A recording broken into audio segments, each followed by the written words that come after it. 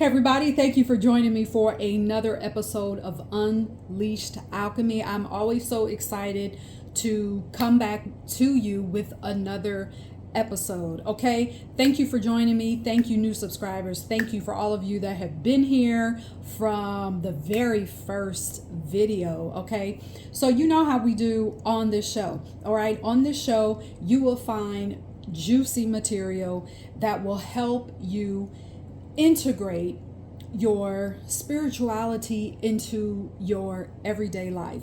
We're spirit first. We are spiritual beings first. All right. So when I hear people say, and this is not what this video is about, but I'm about to go on a rant real quick. When I hear people say, you'll hear these interviews, where spiritualists or spiritual leaders or spiritual teachers or mentors are getting interviewed by hosts, and the host will say, well, can you talk about spirituality on a practical level?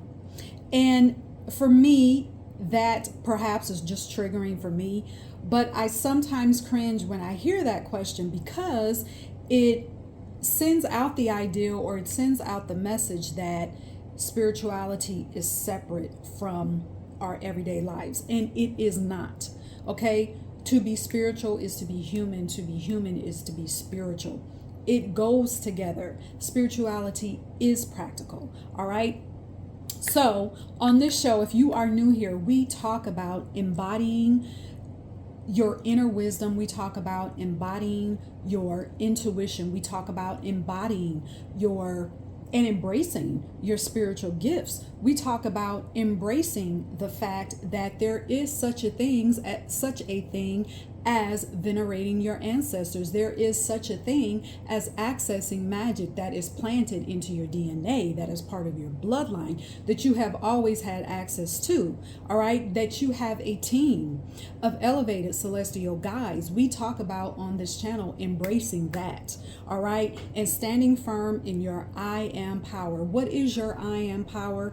It is that goddess power that you are. It is the source within you that you are. You are not separate from source. We talk about all of that on this channel. So thank you for being here. All right, so this episode, we're going to talk about embodiment. All right, so this is really is connected to the most recent video that I did about how confidence and spirituality go together. If you have not watched that, I would actually strongly recommend that you watch that video first and then come back to this video. All right, because the two really do go together.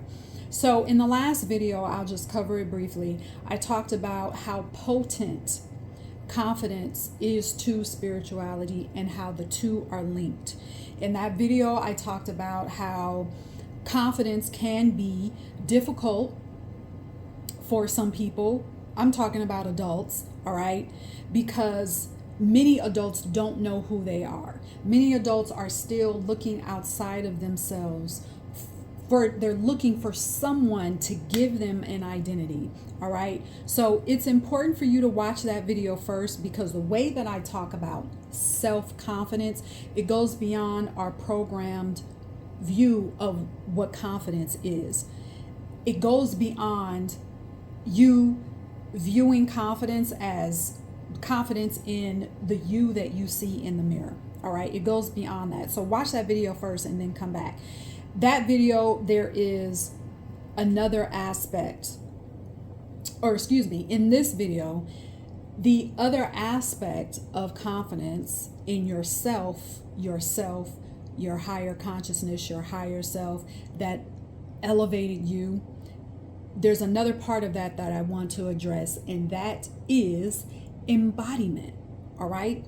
So for those of you that are new here, I always like to, especially when we're talking about just one word, I always like to go to the dictionary just curious to see what the, standard general definition of it, based off of the English language, which that in itself is limited, but that's another topic.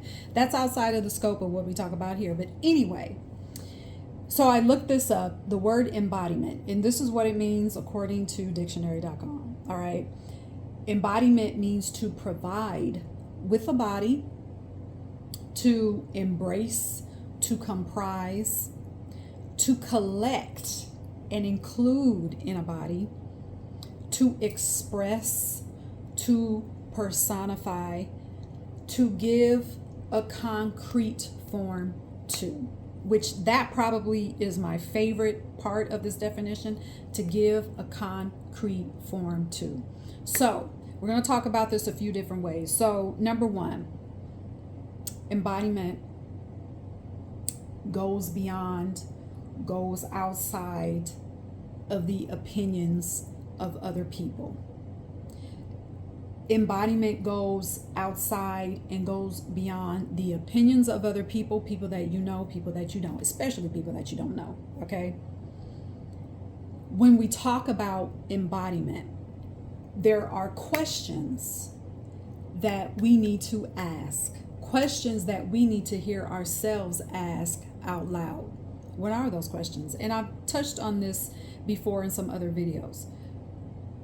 First question is, who am I? Who do I feel myself to be? What do I gravitate toward? Okay? Those are very important questions. If you just start there, if you're thinking, okay, embodiment, what is this all about?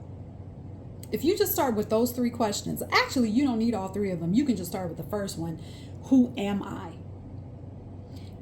It is a powerful question because it begins to strip away, may not happen right away, but over time, that question will strip away and it will remove ideas and beliefs that have diluted what and who you came here to embody. Okay? That question, who am I? It strips away everything that has diluted your spirit and your soul and your mind. All right? Also, that question, it forces you to pay attention to how you actually view yourself on the surface level, right? So, hold on. I had to turn off my timer before it started flashing. So, that question forces you to pay attention to how you view yourself on the surface. Okay, because you start there first, surface first.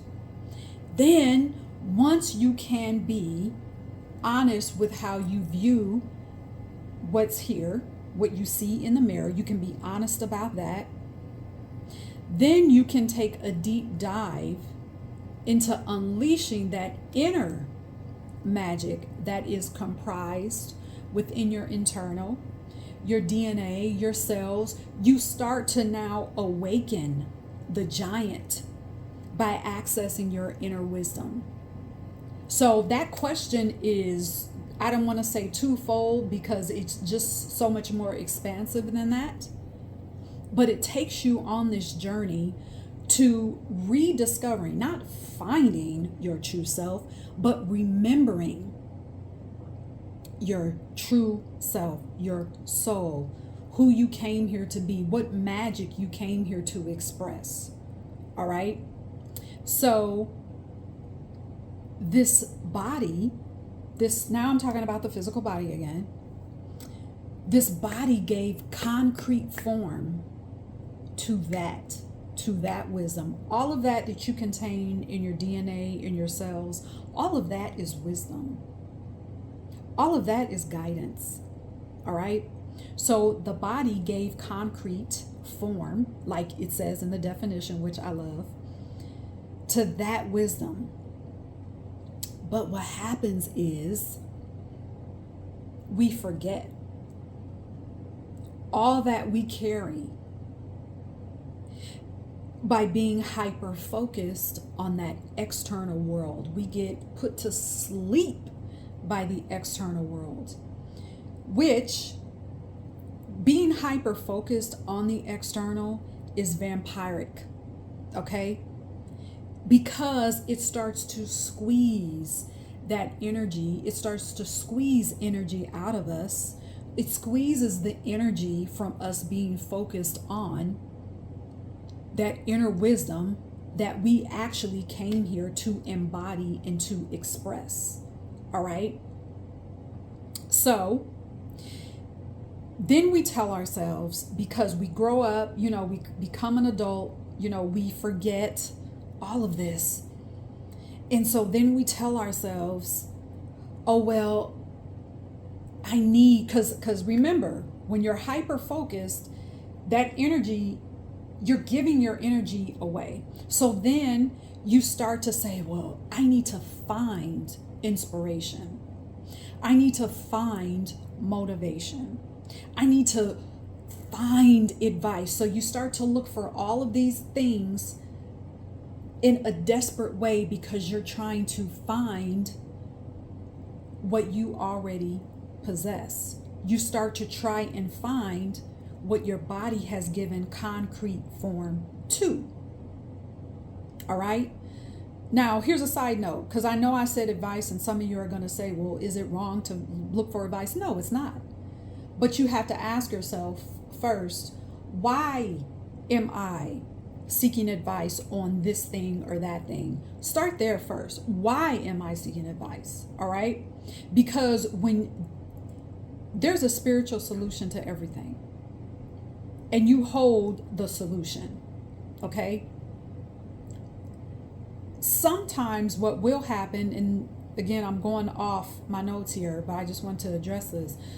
What will happen is that if you are waiting for advice, or if you have already petitioned your guides, your higher self, infinite intelligence, whatever you want to call it, you've already petitioned for and commanded advice, and you feel like perhaps it's not coming through, Spirit will put you on a path to meet someone that will share some information with you that many times is going to be what you intuitively know. It's going to be something that you gravitate to anyway. All right, that's how spirit works.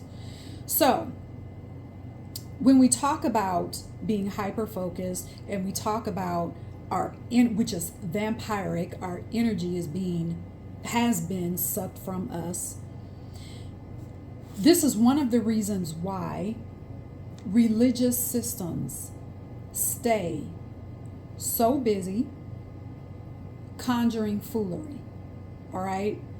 And really conjuring and energetic vampires, because those systems know that many are desperate, looking for this inspiration, motivation that they already have within themselves. The religious systems know that what people come to church looking for, or a building that you call a church, a temple, whatever, that what many people are coming in the door for, they already have, and those systems already know that. Because why? Religion is focused on the external, spirituality is focused on the internal. All right?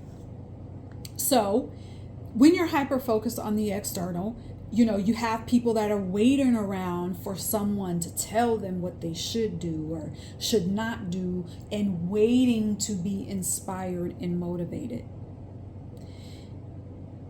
Embodiment goes beyond inspiration and motivation. You can still be in this physical form. You could even still be perhaps in a expanding situation, expanding circumstance that we would call challenging, but it's really expanding your soul, really expanding your spirit, okay? You could still be crying and still be embodying, holding, because just because you have a challenge, it does not say anything about who you are. Remember, that's why it's so important to ask that question, who am I? Because who you are transcends everything, transcends time, transcends the external, transcends all right?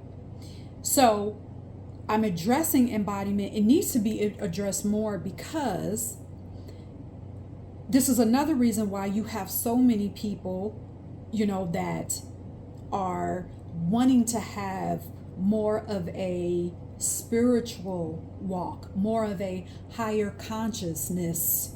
Okay, you could call it whatever. To me, it's the same. When you hear people talk about having higher consciousness and spirituality, to me, I view that to be the same. All right, so we have to talk about embodiment more, because you have so many people who are saying, well, I want to have a spiritual backbone. I feel this affinity toward tapping into my spiritual gifts, my spiritual calling. All right, and really, like I said, having spirituality as the backbone, and recognizing that and acknowledging that in every single thing that I do. But you have so many people that are rushing to get initiated. You have a lot of people that are rushing to join a spiritual community. You have a lot of people that are rushing to get a spiritual reading or a spiritual consultation. First of all, a spiritual reading, a spiritual consultation, initiation into a spiritual community, all of those can be beautiful, expansive things that can be very vital. I don't want to say vital, very important, very essential to your spiritual walk, if that is part of your calling. Okay? It cannot be done out of desperation. It cannot be done out of you not trusting, not taking the time to get quiet, not taking the time to ask that question, who am I? But instead just jumping into, oh, I need a reading, I need a spiritual reading, I need to find a spiritual community, I need to get initiated. No, pause. First, you have to get within yourself, because remember what I said about 2 minutes ago, 5 minutes ago, perhaps, whatever. Remember what I said. As you are opening yourself up to ask that question, as you are getting quiet, as you are meditating, all right, as you are using, even small tasks throughout the day, things that you're doing throughout the day, that can be a meditation. If you just simply say while you're driving, Spirit, I'm still open to guidance. Show me what I need that can positively influence my spiritual walk, that can elevate my spiritual walk. Just saying that simply, all right, you will be guided to, if you need to do a reading, if you need to have a spiritual consultation, you'll be guided to that. If you need to join a spiritual community, you'll be guided to the right one. It's not about you rushing out to go and search for all these things and to do something. All right. So when embodiment is the focus, your spirit becomes your focus. What you came here, who you came here to express, becomes your focus. Your energy, because we are energetic beings, becomes your focus. What is authentic to your soul becomes your focus. So that when you look at your body in the mirror, the vision of you begins to expand. And it's going to be something that you cannot articulate. If you're watching this and this has already started to happen to you, don't worry that you can't put words to it, because sometimes you just can't articulate it. But an internal shift has started to take place. You start to see yourself beyond. All right? And this is not on some arrogant thing, but this is how your confidence in your higher consciousness, this is how your confidence in your spirit begins to unfold right before your eyes. Okay? what starts to unfold and what starts to uncover for you is what you came here to embody. Okay, so when I talk about spirituality, when you're on the Unleashed platform and we're talking about Unleashed Alchemy, that is the alchemy from within that you want to embody. All right, so that is the episode for today. If you have any questions, please let me know in the comments. Oh, speaking of spiritual readings, I still do those. I still take one-on-one sessions. All right. If you feel led to schedule an appointment with me, the link to do that will be in the description box. It's my website. You can find the consultation link on the first page at the bottom. Also, don't forget the Unleashed Alchemy Mystery School is open. It is monthly. Okay, I did it that way on purpose so that you can come in and take your time and go through the workshops.